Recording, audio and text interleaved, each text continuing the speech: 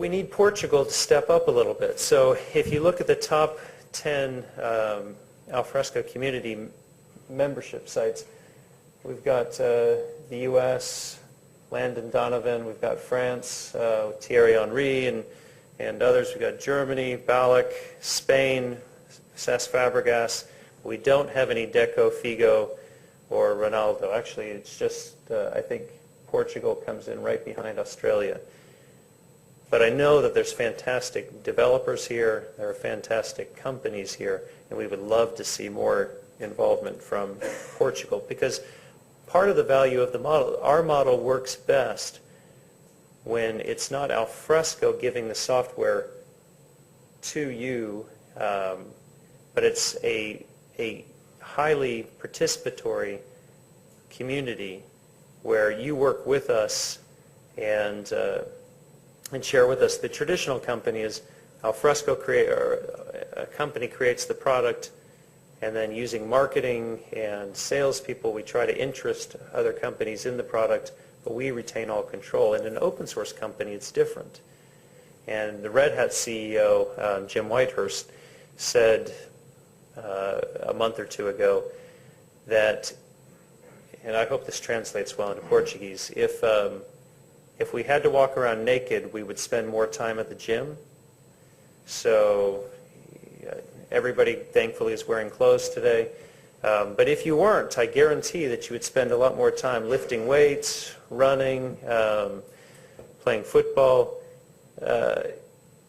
And in an open source company, we're transparent, we're open, we're naked to the world, which means we have to write better software. But it also means for it to work, we need to be working with you, not selling to you, but working with our community.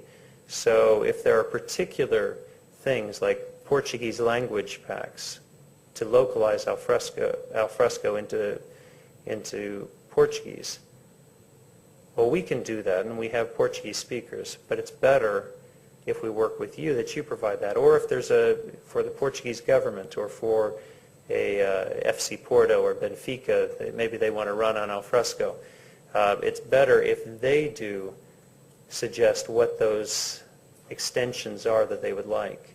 Or the local partners here, it's best if they're doing that development. So again, so that the work remains here and the economy benefits here.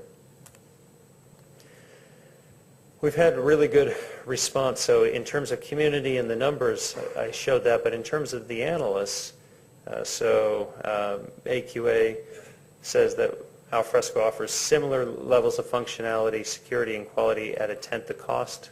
So it's not just me saying that, it's a reality. Forrester and Ovum both talk about how Alfresco and Microsoft SharePoint, which incidentally I think is a fantastic product, that we are the ones changing the definition of what content management means, and that we are the leaders with Microsoft in changing the way we think about content management.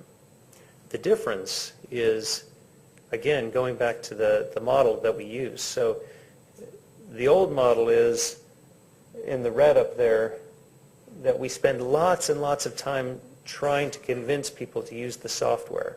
We spend lots of money.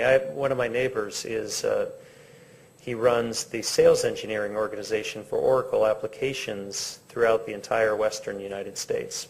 I live in Utah, so if you want to come ski, you can come join me. Just send me an email.